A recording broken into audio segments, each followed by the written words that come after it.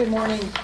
In the early mornings of today, there was a trauma related to a shooting in Fort Myers that everyone is aware of.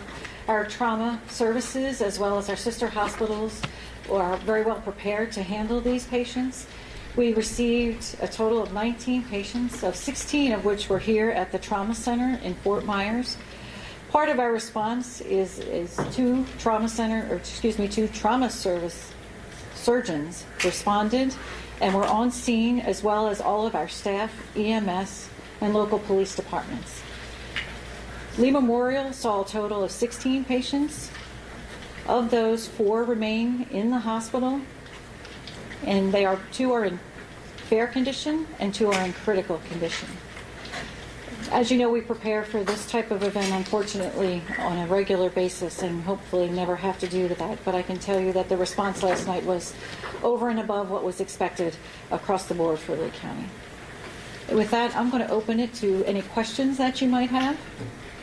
Where were the other 3 taken?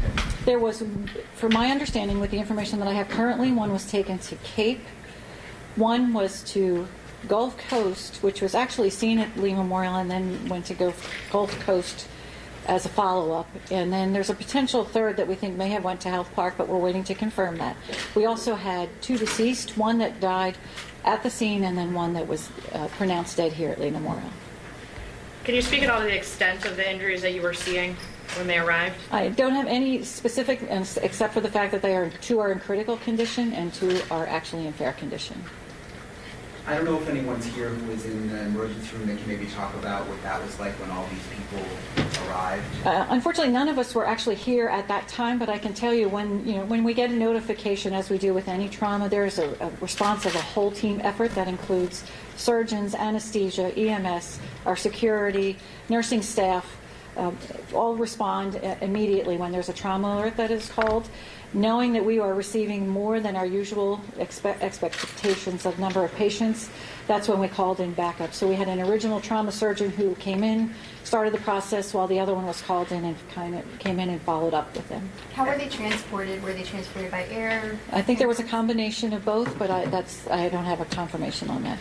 With only 4 still remaining, the rest that were able to be discharged, can you talk about their injuries? I mean, I'm guessing they weren't very serious. Was it just superficial? Or? I don't have any detail as far as their specific injuries. Being that they were discharged, I can assume that they were non-life-threatening and non-hospital required.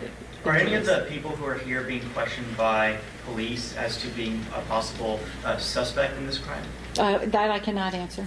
You'd have to ask Fort Myers Police Department or Lee County Sheriff's Office. Was the hospital on lockdown? Any security procedures once the shooting was going on, like we saw in Orlando? No, because the shooting happened off campus and not near that, we do not go on lockdown as a trauma center.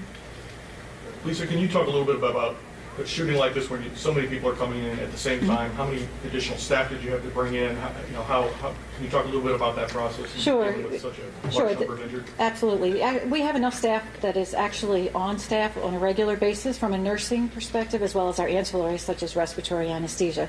We cover that 24/7. The only additional resources that we brought in were from the surgeons. Lisa? Yes. Were the 4 remaining or the deceased minors or adults? All of the ages ranged from 12 to 27 of all of the injured. You can't tell us the age of the folks who are currently hospitalized? It's my understanding that everything is unknown at this point in time before we confirm all of their ages. So.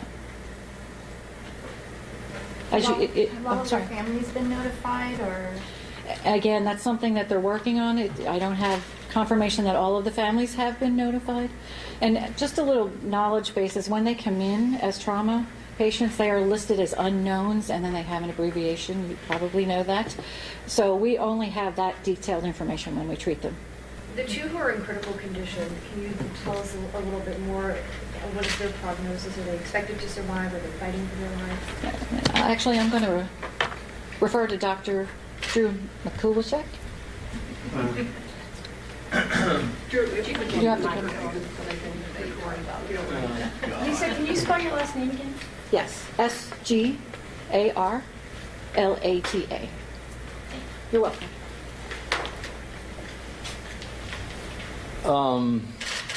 Name and spell, please. I'm sorry? Name and spell it, please.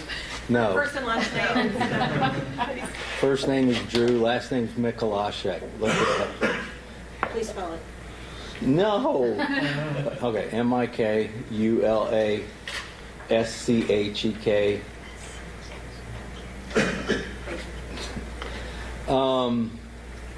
As all of you know, HIPAA law significantly limits the information we can give you. I cannot give you specifics. The only thing I can tell you is the reason why they are in the surgical intensive care unit is because they have potentially life-threatening injuries. Can you tell us the type of wounds as far as, it came from an automatic weapon or an assault rifle versus a pistol? No, that is difficult to tell simply because a lot of those wounds look similar. You can't tell whether it's from a ricochet. Distance has a lot involved, so Well, about sum total with all the injuries you are feeling, all the wounds. Can you tell us how many wounds roughly has been seen at this hospital? 30 plus gunshot wounds? I cannot tell you that. Can you tell us what part of the body?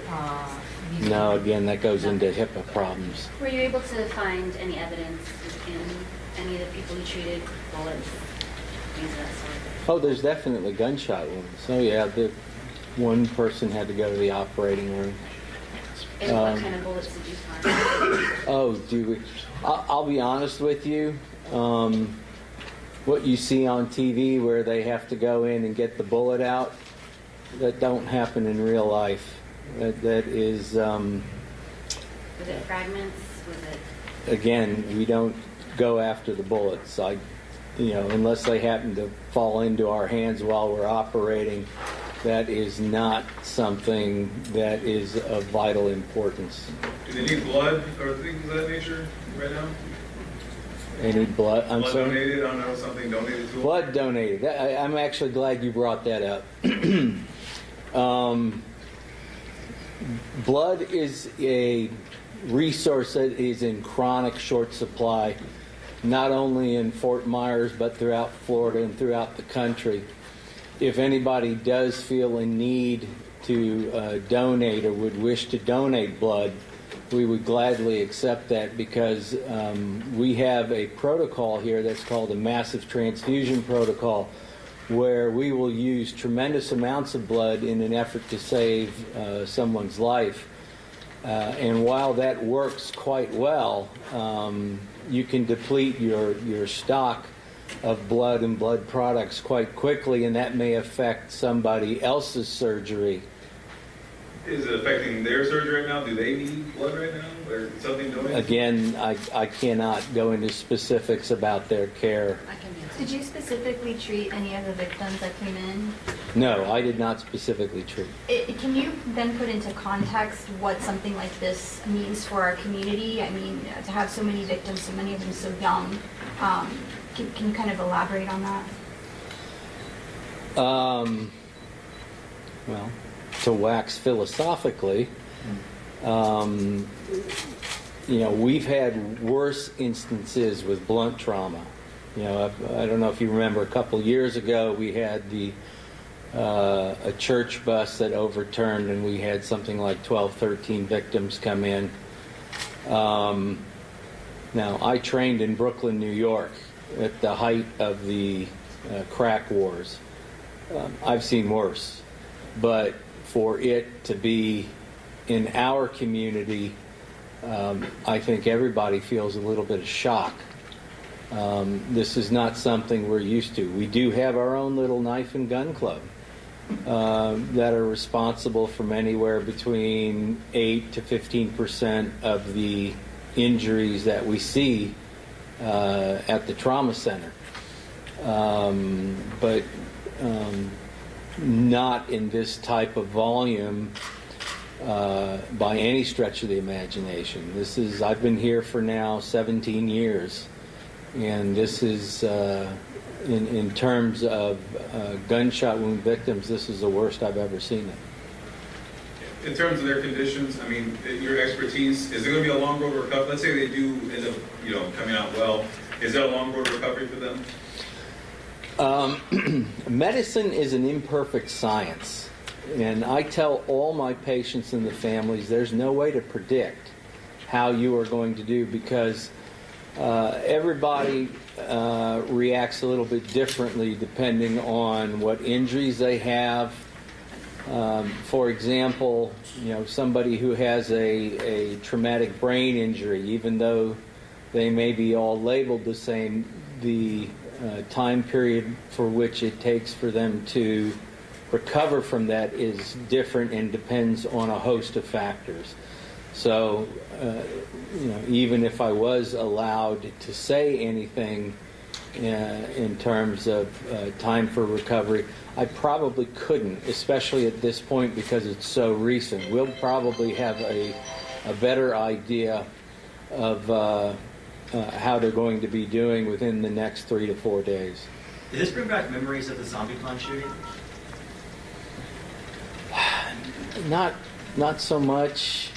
I mean, in terms, because I'm still not very clear in terms of the actual details of what set it off. We certainly did not see as many people injured at the ZombieCon shooting. But it is incidences like this for which we train for. We practice mass casualty incidents. We work with our EMS and our police force as well as our in-house personnel. We pray to God we never have to use it, but it's here if we need to. Did you have to call people in? Were there already adequate teams here? No, we did have to call people in. How many did you call in?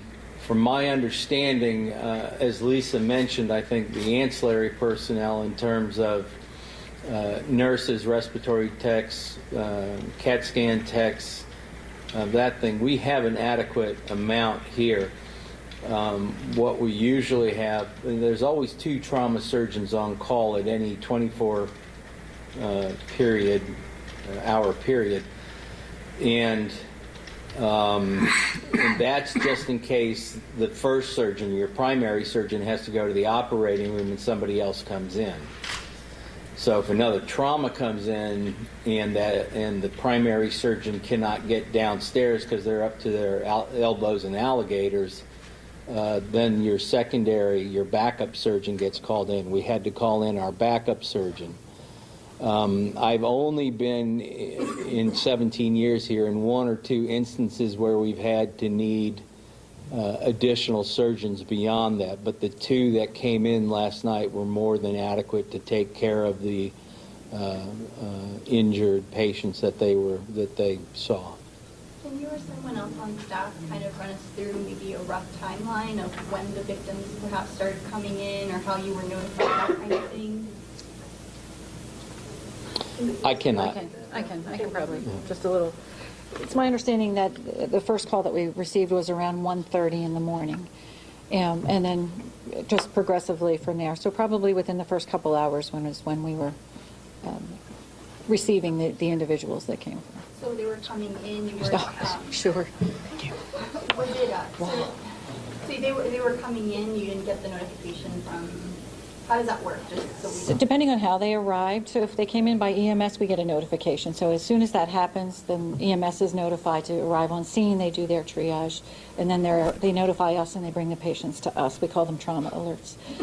There were some, it's my understanding there were some that arrived by private vehicle. They're put in a car and arrive when they arrive. So I would imagine that it was within that same time frame, given the severity of the incident.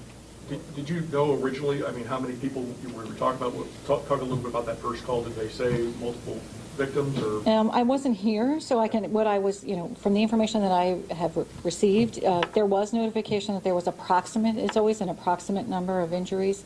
Obviously, we don't have a detailed number until the police have done their full investigation, but off the first side, they said that multiple injuries. So then you called in that extra staff right then and there? Yeah, and as soon as we know that there's going to be multiple traumas, we will call, and someone is going to go to the OR, we will call in that second trauma surgeon.